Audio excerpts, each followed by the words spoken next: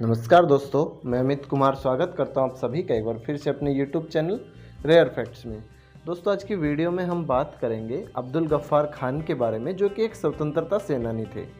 दोस्तों, स्वतंत्रता संग्राम में महात्मा गांधी जी के सहयात्री रहे भारत रत्न से सम्मानित महान स्वतंत्रता सेनानी अब्दुल गफ्फार खान का जन्म 6 फरवरी 1890 में पेशावर में हुआ, जो कि अब पाकिस्तान में है।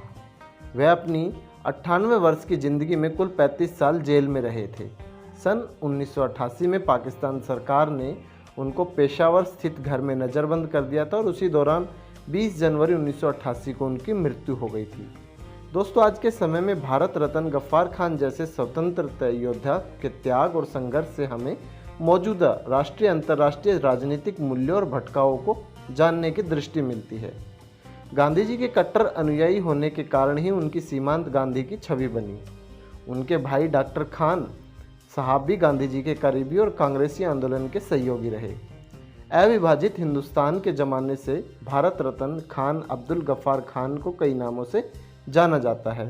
सरहदी गांधी, सीमांत गांधी, बादशाह खान, बच्चा खान आदि।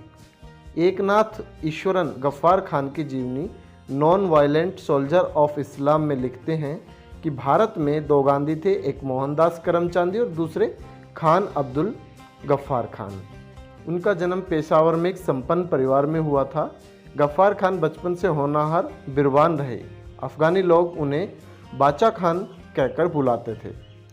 हिंदुस्तान के लिए उनके दिल में अथाह प्यार था। स्वतंत्रता आंदोलन के दिनों में उन्होंने संयुक्त स्वतंत्र और धर्मनिरपेक्ष भारत बनाने के लिए 1920 में खुदाई खिदमतगार संगठन बनाया। उनके परदादा आबिदुल्ला खान और दादा सैफुल्ला खान जितने सत्यनिष्ठ उतने ही लड़ाकू थे। अंग्रेज़ों से लड़ने के साथ ही उन्होंने पठानी कबीलों के हित की भी कई बड़ी लड़ाइयाँ लड़ी थी। स्वतंत्रता आंदोलनकारी के रूप में वह प्राण दंडित हुए। आगे चलकर दादा परदादे का शौर्य पुत्र के भी ज्ञान और पुरुषार्थ में प्रकट हुआ, लेकिन उनके पिता बैराम खान शांत और आध्यात्मिक स्वभाव के थे। 20वीं सदी में वह पख्तूनों के प्रमुख नेता बन गए। वह महात्मा गांधी की राह पर चलने लगे, तभी से उनका नाम पड़ गया सीमांत गांधी। आपका सीमांत प्रांत के कबीलों पर अत्यधिक प्रभाव था और गांधी जी के कट्टर अनुयायी होने के कारण ही तुम्हें सीमांत गांधी जी भी कहा जाने लगा। उनके भाई गांधी जी के करीबी और कांग्रेस दल के सहयोगी भी रहे हैं। स्वतंत्रता आंदोलन करने के कारण उन्हें कई बार कठोर जेल यातनाओं का शिकार होना पड़ा। उन्होंने जेल में ही सिख गुरु ग्रंथ गीता का अध्ययन किया। उसके बाद सांप्रदायिक सौहार्द के लिए गुजरात की जेल में उन्होंने संस्कृत के विद्वानों और मौलवियों से गीता और कुरान की कक्षाएं लगवाई। अंग्रेज़ों ने जब 1919 में पेशावर में मार्शल लॉ लगाया तो खान ने उनके सामने शांति प्रस्ताव रखा और बदले में उन्हें गिरफ्तार कर लिया गया। 1930 में गांधी इरविन समझौते के बाद ही अब्दुल गफ्फार खान को जेल से मुक्त किया गया। 1937 के प्रांतीय चुनाव में कांग्रेस ने पश्चिमोत्तर सीमांत प्रांत की प्रांतीय विधानसभा में बहुमत प्राप्त किया तो खान मुख्यमंत्री बने थे। उसके बाद 1942 में फिर से गिरफ्तार कर लिए गए। उसके बाद तो 1947 में अंग्रेज़ों से मुल्क आज़ाद होने के बाद ही उन्हें जेल से आज़ादी मिली थी। उसके 1 दशक पहले ही वह महात्मा गांधी जी की सबसे करीबी और विश्वसनीय हो चुके थे। महात्मा गांधी के सचिव महादेव देसाई ने भी कहा था कि अपनी खूबियों की वजह से गफ्फार खान तो गांधी जी से भी आगे निकल गए। देश के बंटवारे तक खान के संगठन खुदाई खिदमतगार ने कांग्रेस का साथ निभाया। वह हिंदुस्तान के बंटवारे के मुखर विरोधी रहे थे। अंग्रेज़ों से देश आज़ाद हो जाने और बंटवारे के बाद भी सरहदी गांधी ने पाकिस्तान में रहकर पख्तून अल्पसंख्यकों की हितों में लड़ाई छेड़ दी थी। अब उन्हें स्वतंत्र पाकिस्तान सरकार ने जेल में डाल दिया। उन्हें अपने निवास स्थान क्षेत्र पाकिस्तान से बदलकर अफगानिस्तान करना पड़ा। वह हमेशा से ही भारत से अटूट मानसिक रूप से जुड़े रहे।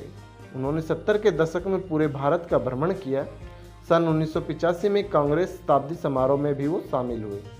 स्वतंत्र भारत में यह भी कितनी दुखद विडंबना है कि पत्रकार विवेक कुमार बताते कि उनके नाम पर आज देश की राजधानी दिल्ली की गफ्फार मार्केट में 2 नंबर का सामान मिलता है।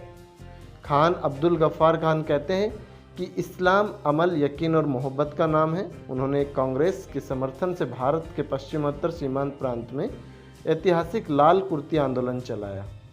अब्दुल गफ्फार खान बताया करते थे कि प्रत्येक खुदाई खिदमतगार की यही प्रतिज्ञा होती है कि हम खुदा के बंदे हैं, दौलत या मौत की हमें कदर नहीं है। हमारे नेता सदा आगे बढ़ते चले हैं, मौत को गले लगाने के लिए हम तैयार हैं। मैं आपको एक ऐसा हथियार देने जा रहा हूं जिसके सामने कोई पुलिस और कोई सेना नहीं टिक पाएगी। यह मोहम्मद साहब का हथियार है, लेकिन आप लोग इससे वाकिफ़ नहीं हैं। यह हथियार है सब्र और नेकी का। दुनिया की कोई ताकत इस हथियार के सामने टिक नहीं सकती। इसके बाद तो सरहदी गांधी ने सरहद पर रहने वाले उन पठानों को अहिंसा का रास्ता दिखाया जिन्हें इतिहास लड़ाकू मानता रहा। 1 लाख पठानों को उन्होंने इस रास्ते पर चलने के लिए इस कदर मजबूत बना दिया कि वे मरते रहे और मारने को उनके हाथ नहीं उठे। नमक सत्याग्रह के दौरान 23 अप्रैल 1930 को गफ्फार खान के खिलाफ हो जाने के बाद खुदाई खिदमतगारों का एक जुलूस पेशावर के किस्सा खवानी बाजार में पहुंचा। अंग्रेजों ने उन पर गोली चलाने का हुक्म दे दिया। लगभग 250 लोग मारे गए, लेकिन प्रतिहिंसा की कोई हरकत नहीं हुई। खुदाई खिदमतगार फारसी का शब्द है जिसका अर्थ होता है कि ईश्वर की बनाई गई दुनिया का सेवक। 1929 में भारतीय राष्ट्रीय कांग्रेस की एक सभा में शामिल होने के बाद खान अब्दुल गफ्फार खान ने खुदाई खिदमतगार की स्थापना की थी और पख्तूनों के बीच लाल कुर्ती आंदोलन का आह्वान किया था। विद्रोह के आरोप में उनकी पहली गिरफ्तारी 3 वर्ष के लिए हुई थी। उसके बाद उन्हें यातनाओं को झेलने की आदत सी पड़ गई थी। जेल से बाहर आकर उन्होंने पठानों को राष्ट्रीय आंदोलन से जोड़ने के लिए अपना आंदोलन और तेज कर दिया। 1947 में भारत विभाजन के साल सीमांत प्रांत को भारत और पाकिस्तान में से किसी एक विकल्प को मानने के लिए बाध्यता सामने आ गई। आखिरकार जनमत संग्रह के माध्यम से पाकिस्तान में विलय का विकल्प मान्य हुआ।